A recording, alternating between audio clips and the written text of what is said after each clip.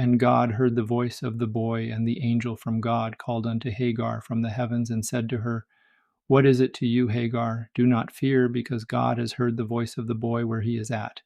Arise, lift the boy, and strengthen him with your hand, because I will set him as a great nation. Genesis 21:17 and 18.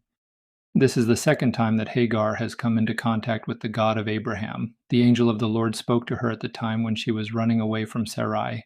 Since Hagar had become pregnant, Sarai had looked down upon her and treated her in a harsh manner. Genesis 16:4 through 9.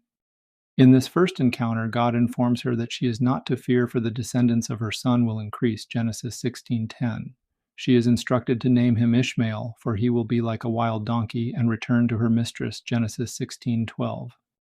Now an angel from God speaks with Hagar in her despair. Because Ishmael was mocking Isaac, Sarah had Abraham cast Hagar and her son out. She would not permit the son of her handmaiden to inherit with her son. Genesis 21:10. God instructed Abraham to heed the voice of his wife and send Hagar away. However, because Ishmael is from his seed, he also said he would make a nation from him. Genesis 21:13. While Hagar and Ishmael were wandering in the desert, they eventually used up the water in their skin. In that area, running out of water meant certain death, so Hagar put her son under a shrub and left him, out of fear that he would die. Genesis 21:14 and 15. At this time, Ishmael was approximately 17 years old. Then an angel from God spoke to her, giving her reassurance and causing her to see a spring of water nearby. Genesis 21:19. In Galatians 4:21 through 31, Paul uses the story of Sarah and Hagar as an allegory, comparing those out from faith with those under the law.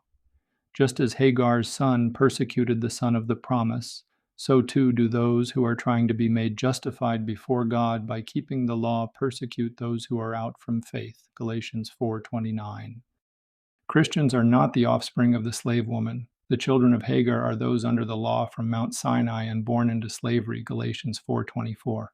Paul then refers to the two Jerusalems to show the difference between those under the Mosaic law and those under grace. Galatians 4:25 and 26. Since Christians are the children of the free woman, they should not subject themselves to the law. On the contrary, they are to hold firmly to the liberty which they have in Christ. Galatians 5:1. This liberty allows the Christian to live a righteous life without being bound by any part of the law which is used to determine righteousness. The Christian is righteous. Hence, he must act in accordance with the person he is in Christ, living out this righteousness and not seeking his own, which is based on works of the law, 1 Corinthians 1:30, Ephesians 4:24, Philippians 3:9. Visit thechristianlife.org today to explore more grace-filled teachings, Bible studies, and resources that will strengthen your walk in the freedom of Christ.